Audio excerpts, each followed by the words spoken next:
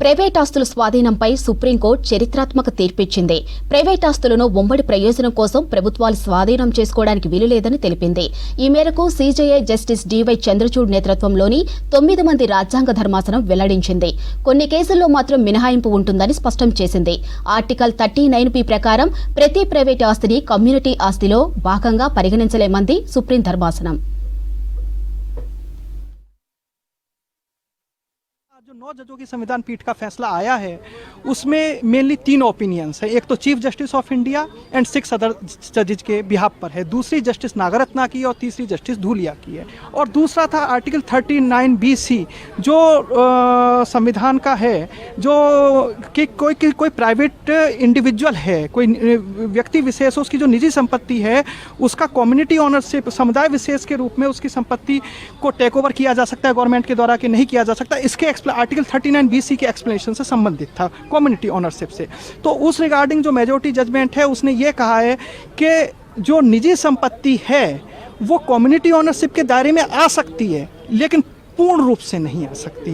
अब आप कहेंगे कि पूर्ण रूप से कैसे नहीं आ सकती, तो उसमें यह है कि उसका पर्पस डिफाइन होना चाहिए। अगर गवर्नमेंट है उसे किसी व्यक्ति विशेष की किसी संपत्ति का टेक ओवर करना है तो वो एक पॉलिसी बनाए, उस पॉलिसी के रिगार्डिंग होना चाहिए जिसमें पर्पस, उसकी इंटेंशन, किस पर्पस से किया जा रहा है, किस लिए किया जा रहा है और उसकी जो कानून की वैधता है वो सारी चीज़ें स्पष्ट होनी चाहिए।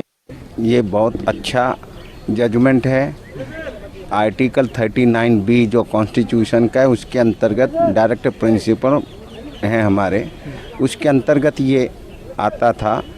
तो डायरेक्टिव प्रिंसिपल्स को बाइंडिंग नहीं है, ये गाइड हैं, ये किसी के उसको बाइंड नहीं कर सकते आप। उसके अंदर जो है कि भाई आम जनता के लिए प्राइवेट आदमियों की प्रॉपर्टी ले लें वो अलाउड नहीं है। ये आज सुप्रीम कोर्ट ने क्लियर कर दिया है, क्योंकि प्राइवेट आदमी की लेके और प्राइवेट आदमी को आप बसाना चाहते हो, उनकी हेल्प करना चाहते हो, वो जायज़ नहीं है।